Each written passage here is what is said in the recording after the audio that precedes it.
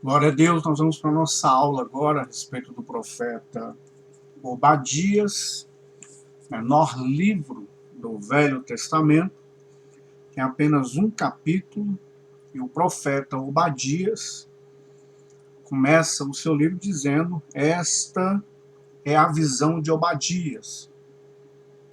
Então, só reforçando para você, a respeito dos escritos proféticos, sempre cada um deles foi usado de uma maneira muito pessoal, de intimidade com a pessoa do Senhor Deus, a nível inclusive de ver o que Deus vê. Olha que interessante, o profeta vê o que Deus vê, ouve o que Deus escuta, em alguns casos, ou talvez todos, sente o que Deus sente. Creio, lógico, a estrutura do ser humano não tem nem comparação com a estrutura do nosso Deus. Então, o Senhor Deus, com certeza, o seu sentir é diferente do ser humano. Nós temos aí uma estrutura corruptível e o nosso sentir, muitas vezes, pode trazer alguns abalos, tá bom?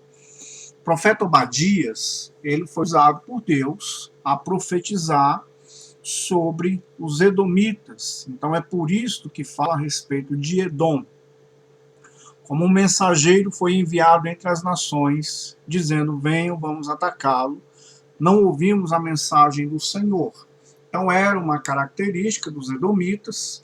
Os edomitas, eles eram descendentes de Esaú, que era o irmão gêmeo de Jacó, aquele mesmo que desprezou o direito da primogenitura, mostrando assim que Esaú não estava nem aí para as coisas espirituais.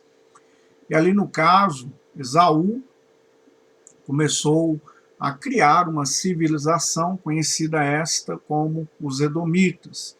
Os Edomitas, de certo modo, por uma questão estratégica, geográfica, eles tinham uma prosperidade, mas sempre tinham alguns danos. E durante vários séculos, a rixa entre os edomitas e o povo de Israel era grande. Então, os edomitas várias vezes se uniram aos inimigos de Israel para atacar Israel. Os edomitas, eles eram traiçoeiros, então, por muitas vezes, muitas ocasiões, os edomitas, eles agiam traiçoeiramente contra o povo de Deus, até o momento em que o Senhor Deus começa, então, a exercer o seu juízo sobre o edomita, mostrando uma característica muito de rancor. Então os edomitas estavam com essas marcas: rancor, ódio, traiçoeiro, e eles queriam sempre o mal de Israel. Então chega uma hora que o Senhor Deus visita esta maldade. E esta maldade sobre os edomitas é percebendo que eles não queriam conserto, não queriam arrependimento, só estavam ali para atacar o povo, atacar aqueles que vinham da descendência de Jacó, que teve o seu nome mudado para Israel e herdou as promessas, porque Jacó, ele estava ali querendo sempre a bênção espiritual, material, emocional, e diferentemente de Esaú, que já no início tinha uma característica em desprezar as coisas de Deus. Esse desprezo foi passando e enraizado em sua civilização. Então, o que a gente aprende neste pequeno livro de Obadias é que o Senhor Deus visita, sim, as atitudes das pessoas que agem de uma maneira errada aos princípios do Senhor Deus, pessoas que agem de maneira traiçoeira, pessoas que desprezam os princípios espirituais, desprezam a vida espiritual, pessoas que, além de desprezar muitas vezes, como os edomitas, armam armadilhas aí para que o outro caia em ciladas, pessoas que se vangloriam com a derrota dos outros. Então os edomitas tinham todas estas marcas, e aí o Senhor então usa justamente Obadias nesse contexto, e nesse contexto o Senhor ele traz ali o seu julgamento. Ele fala aí no versículo 8, quando esse dia chegar, diz Adonai, não destruirei todos os sábios de Edom, e não deixarei discernimento no monte. Seus guerreiros estarão tão confusos que todos eles que se encontram no monte serão mortos. Então, olha o que ocorre. O Senhor está visitando com o juízo. Então, os profetas, eles são usados, inclusive, na atualidade, porque a palavra do Senhor Deus ela é viva, a palavra do Senhor Deus ela é eficaz, e a palavra do Senhor Deus, então, trata justamente a respeito desta questão, ok? Então, é um livro curto, é o menor livro do Velho Testamento, mas um livro bem poderoso, bem profundo, porque fala a respeito dos edomitas. E nesta marca dos edomitas, só para que você tenha uma ideia, é dos edomitas que veio a geração de Herodes, tá bom? Então Herodes, aquele mesmo que mandou matar as crianças na época de Jesus, teve o outro Herodes que foi comido por bicho, que não deu glória a Deus. Então todos esses daí são descendentes dos edomitas. Então, quando você olhar Velho Testamento, há uma linha de pensadores errados, ok? Que observam que Deus é um Deus sanguinário, que Deus permitiu a morte de tantas pessoas. Observe que o Senhor Deus ele criou princípios, princípio do livre-arbítrio. Por exemplo, o homem tem um livre-arbítrio de decidir opinar por um caminho espiritual ou não. Porém, a maldade do homem, o Senhor Deus enxerga as consequências lá na frente. Então, muitas vezes, aquilo que o Senhor Deus trabalha preventivamente, usando o homem com seu livre-arbítrio, uma vez que o homem não faça, muitas vezes as consequências lá na frente são desastrosas, tá bom?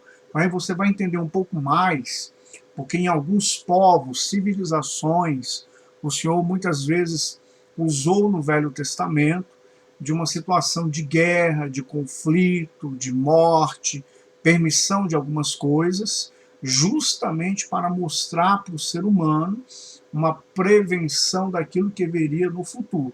Um caso muito explícito sobre isso é Noé, quando ele começa a construir a arca, apregou arrependimento, e ali na ocasião, como é que estava ali a sociedade da época de Noé? Não queria nada com nada, e o pecado estava na sua plenitude, as coisas estavam de maneira desastrosas, tá bom? Então aí no caso, o Senhor quando trouxe o dilúvio, ele quis zerar a humanidade, a verdade é essa, porque a maldade estava extrema, e a maldade estava chegando no trono de Deus, e o Senhor é um Deus que também exerce juízo. Então o Senhor foi lá e quis, primeiro diminuir o tempo de idade do ser humano, porque o ser humano estava usando o seu tempo longo de vida para fazer o quê? Adorar a Ele? Estabelecer os princípios de Deus sobre a humanidade? Não. O homem, naquela ocasião, estava exercendo a sua maldade. O homem estava ali deliberado no seu pecado, tá bom?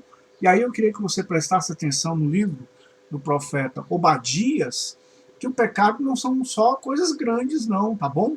Adultério, roubo, fornicação, não, o Senhor Deus olha ali a intimidade do ser humano, ele percebe no povo edomita que o povo edomita era um povo extremamente rancoroso, extremamente traiçoeiro. E o Senhor vai lá e visita com um juízo, mostrando para mim e para você que nós devemos então ter uma conduta espiritual, e nesta conduta espiritual a gente possa então estar entendendo, compreendendo e partilhando dos princípios do Senhor Deus, que é um Deus de relacionamento. Você tem observado aí, nesses escritos proféticos e no livro dos profetas, que Deus ele sempre chama a atenção do povo para que o povo possa se voltar para o Senhor Deus. Então, o povo se voltar para o Senhor Deus. Se voltar como? Práticas religiosas. Se voltar em relacionamento, tá bom? Não está na aula, mas se você depois olhar lá em Apocalipse, a carta à igreja em Éfeso, a igreja em Éfeso fazia muita coisa, a agenda dela era cheia, mas ela foi repreendida. Por quê? Porque deixou o primeiro amor. Este primeiro amor é relacionamento com Deus, intimidade com Deus. Então os profetas eram muito usados para que o povo pudesse se voltar para Deus numa questão de relacionamento, tá bom? A gente vai ganhar tempo nessa aula, então a gente já vai avançar e falar do profeta Jonas, o famoso profeta Jonas. A gente vê aí muito Jonas ser citado, graças a Deus por isso, mas a gente vai ponderar algumas coisas, tá bom? O Jonas é um profeta que todo mundo, creio eu, que já ouviu falar muito mais do que o profeta Obadias, concorda? Ou não? Já ouviu muita pregação sobre o profeta Obadias e o profeta Jonas. Então, olha, a palavra do Senhor veio a Jonas, filho de Amitai, com esta ordem: vá depressa à grande cidade de Nínive e pregue contra ela, porque a sua maldade subiu até a minha presença. Então, olha, o profeta Jonas é usado para pregar a palavra do Senhor, e aí Jonas fugiu da presença. Interessante? Lógico, a gente não vai concordar com a fuga de Jonas. Agora vamos ponderar algumas coisas. O povo de Nínive era quase parecido com aquele pessoal lá que são os talibãs, o pessoal radical aí dessas seitas que mata, que toma ali, que os americanos e alguns outros povos lutaram contra eles ali na Síria. Então, olha, esse povo de Nínive era conhecido de arrancar os olhos, era um povo conhecido por estrupar as mulheres na frente dos seus maridos, jogava as crianças nas paredes, na frente dos pais. Então eles eram um povo extremamente violento. E aí o Senhor manda Jonas pregar para este povo. Então eu confesso para você que falar que Jonas era um fugitivo, ok, é ruim, mas olhe na ótica de Jonas. Qual de nós hoje talvez teria 100% de obediência e subir em um local de extrema violência? A gente viu aí uns cristãos em anos aí não muito longe serem mados, vivos, serem enjaulados, cabeça degolada. Então, é uma minoria de pessoas, tá, que aceita obedecer a Deus nessa plenitude. Eu falo isso por quê? Porque nós estamos aqui num bacharel de teologia, então a gente tem que ser muito cuidadoso. Tá muito fácil falar que Jonas é fujão, muito fácil falar que alguém é fujão, mas a gente tem que interagir nas estruturas, e o Senhor Deus é um Deus que interage nas estruturas. É óbvio que o Senhor Deus mandou Jonas porque ele estava guardando Jonas. Ele é a segurança de Jonas. Isso aí é interessante. Deus ele usa o profeta e o profeta tem a segurança de Deus. Mas o profeta ele passa por situações de adversidade extrema. E eu quero chegar num ponto aqui da nova aliança, do Novo Testamento, nas palavras de Jesus que a gente não deve julgar. Então muitas vezes a gente exerce nas ministrações um julgamento muito fácil, sem se colocar no lugar das pessoas, é não ter uma empatia com as pessoas. Então você que está aí sendo formado um teólogo, você tem que ter um certo cuidado com o manejo da palavra. É óbvio, se a palavra do Senhor Deus é para exortar, exorte, porque o próprio Deus que exorta, ele corrige o filho a quem ama, mas quem é usado em exortação, eu já fui muitas vezes exortado, a gente sente o amor de Deus na exortação, tá? Mas quem não sabe exortar, tenha cuidado, porque quem não sabe exortar acaba trazendo só feridas que são abertas e trazem um distanciamento, tá bom? Então, Jonas, você sabe que ele fugiu da presença do Senhor, e ele fugindo da presença do Senhor porque ele não queria ir para Nínive, porque ele sabia o que é que os ninivitas eram capazes de fazerem, tá bom? Então ele fugiu da presença do Senhor, dirigiu-se para Tarse, desceu à cidade de Jope, encontrou um navio que se destinava àquele porto, pagou a passagem, então ele estava fugindo do propósito de Deus. Fugir do propósito de Deus é complicado. E aí o Senhor mostra o seu governo sobre todas as coisas. O Senhor fez soprar um vento forte sobre o mar e caiu uma tempestade violenta que o barco ameaçava arrebentar-se.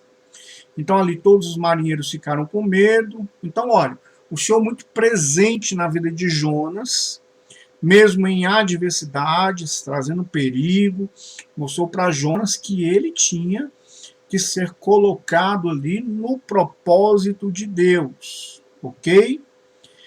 E aí, no caso, teve esse evento aí do primeiro capítulo, aonde o Jonas, ele foi fugir do Senhor e teve essa grande adversidade, tá bom?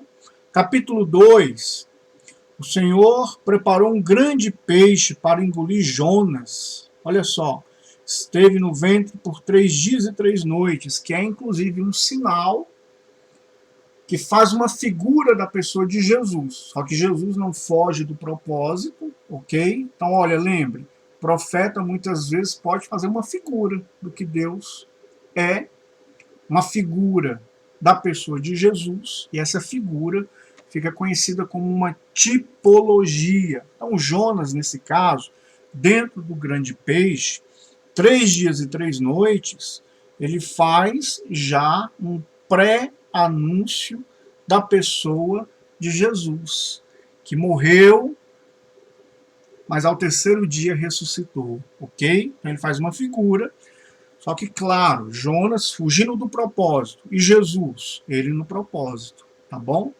Então, Jonas fugiu e Jesus cumpriu o propósito. Jonas mostrou a sua estrutura de homem, que é passivo a erros, e Jesus, numa estrutura de homem, ele não foi passivo a erros. Ele resolveu obedecer e obedeceu até a morte, e morte de cruz. E Jonas é citado pelo próprio Jesus como um sinal, uma figura. Então o profeta, ele está ligado aos sinais figurados de Deus, e o profeta também, ele pode ser uma figura, tá bom? Então aí no capítulo 3, você vai ver que Jonas orou, certo?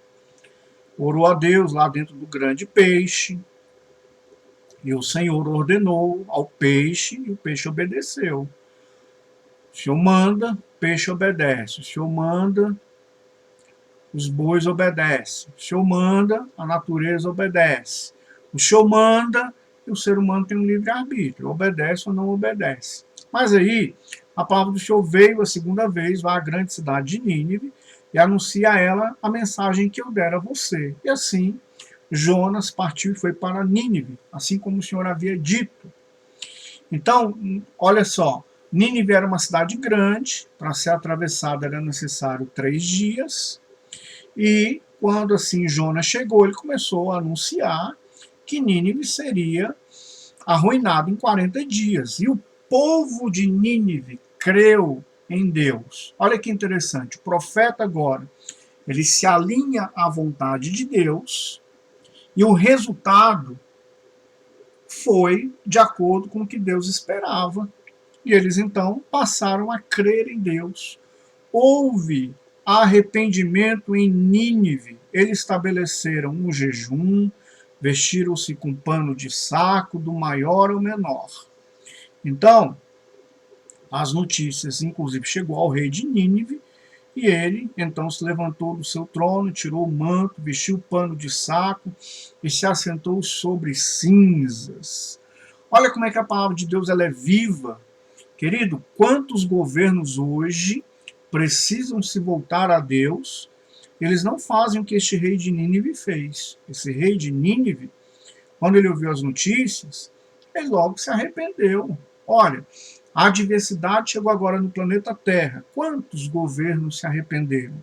Quantos governos saíram da sua pose? Quantos governos agora estão se humilhando diante de Deus? Então, olha, a humildade e a humilhação diante de Deus é algo que sempre vai existir na vida do ser humano e sempre vai ser um ponto de mudança, um ponto de referencial nas nações, nos governos e nos governos eclesiásticos também, tá bom? Porque o Senhor Deus, ele abomina a arrogância, a soberba.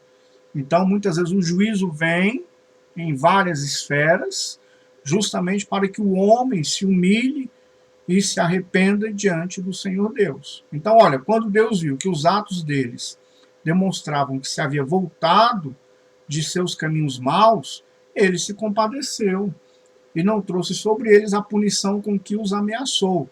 Está aí em Jonas 3, verso 10. Só que aí olha só o capítulo 4. No entanto, Jonas ficou desgostoso com isso. Olha que interessante, tem hora que o profeta,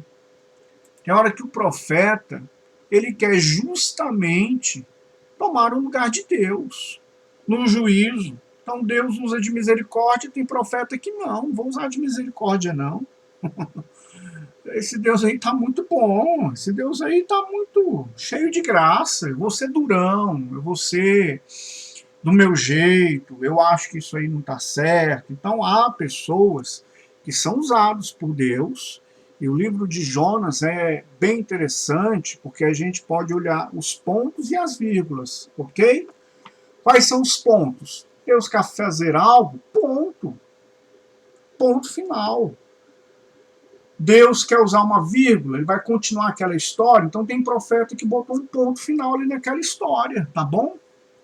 Então tem profeta que às vezes ele entende que ele está sendo figurado numa autoridade divina, numa palavra divina, sinais divinos, mas daqui um pouco ele confunde e o profeta quer ser Deus. Então Jonas aqui ficou desgostoso e ficou irado. E aí, olha o que Jonas descobre. Ele já descobre o que é a revelação de Deus na pessoa de Jesus. Vagaroso para irar-se e rico em graça. Então, olha só. Jonas estava observando Deus no seu olhar humano. Do ponto certo, Deus demora para se irar, rico em graça, e que te compadeces e não aplicas a punição. Então aí Jonas estava errado. Deus é um Deus que corrige, a punição cabe a ele. Punição, correção. Punição, teor de juízo, Deus é um Deus de juízo, ok? Mas olha, tem muita gente querendo ser Deus e aplicando punição onde Deus não puniu. Quem pune é o Senhor, nós somos instrumentos dele. Então, olha o pedido de Jonas, versículo 3. Portanto, Senhor, por favor, tira minha vida. É melhor eu morrer que permanecer vivo. Adonai perguntou, é justo que você se ire tanto?